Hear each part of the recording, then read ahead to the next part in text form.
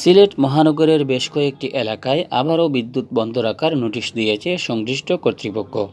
আজ বৃহস্পতিবার বিকেলে বিদ্যুৎ উন্নয়ন বোর্ড বিক্রয় ও বিতরণ বিভাগ সিলেট ২ এর নির্বাহী প্রকৌশলী শামস আরেফিন এক বিজ্ঞপ্তিতে জানান, সঞ্চালন লাইন, বৈদ্যুতিক ট্রান্সফরমারের জরুরি মেরামত ও সংরক্ষণ কাজ এবং লাইনের উপর থাকা গাছের শাখা প্রশাখা কর্তন কাজের জন্য আগামী শনিবার ভোর ৬টা থেকে বেলা ২টা পর্যন্ত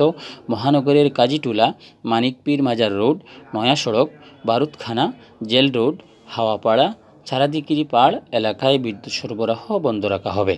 এছাড়া মহানগরের মীরের চক, মুক্তির চক, মুরাদপুর, টুলটিকর ও পীরের চক এলাকায় শনিবার সকাল ৮টা থেকে বিকাল ৪টা পর্যন্ত বিদ্যুৎ সরবরাহ বন্ধ থাকবে। অপরদিকে বিক্রয় ও বিতরণ বিভাগ সিলেট ১ এর নির্বাহী প্রকৌশলী মোহাম্মদ ফজলুর রহমান পৃথক বিজ্ঞপ্তিতে জানান, উন্নয়ন কাজের জন্য মহানগরের মির্জা জাঙ্গাল, শাহজালাল ঘাট, কিং ব্রিজ, নবাব রোড, উসমানী মেডিকেল ফিডারের আওতাধীন রামের দিকির পাড়, মির্জা জাঙ্গাল, সুরমা মার্কেট, তুপখানা, লালদিকির পাড়, নবাব রোড, গাছিঠোলা, মজুমদার পাড়া, শামীমাবাদ আবাসিক এলাকা,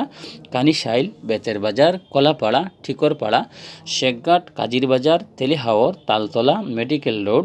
কাজল শাহ, বাতালিয়া, কুয়ারপাড়া, লামাবাজার, ইকাবি বাজার, মধুশহীদ, মুন্সিপাড়া, সাগরদিঘির পাড়, মীরের ময়দান, পুলিশ লাইন, বর্ণমালা পয়েন্ট, মণিপুরি বস্তি, সুবিদ বাজার, আম্বরখানা, মণিপুরি বস্তি, ফাজিল চিস্ট, মিতালি গলি, জালালাবাদ, ফির মহল্লা, হাউজিং এস্টেট, লিচু বাগান, মজুমদারি, পাহাড়িকা, বাদামবাগিচা এলাকায় শনিবার সকাল ৭টা থেকে বিকাল ৫টা পর্যন্ত বিদ্যুৎ সরবরাহ বন্ধ রাখা হবে।